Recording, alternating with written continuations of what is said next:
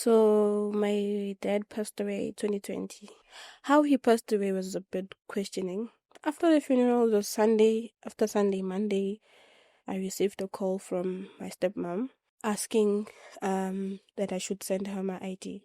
I searched for my dad's company, the way where he used to work. Then a few minutes later she called me using her company's phone. And then that's when she's like, "Hey, Kanyisile, kanti bofuna like yini into beyifuna kuna lady." Yang understand na baba kho beyinja. Banganamali kungabe yimi. As I like there's two letters, there's letter of authority and there's letter of executive.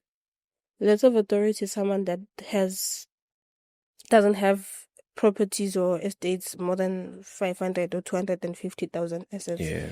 But letter of executive is someone that has beyond that. So, which my dad had, he has a letter of executive, meaning his things are more than, $1 million. yes.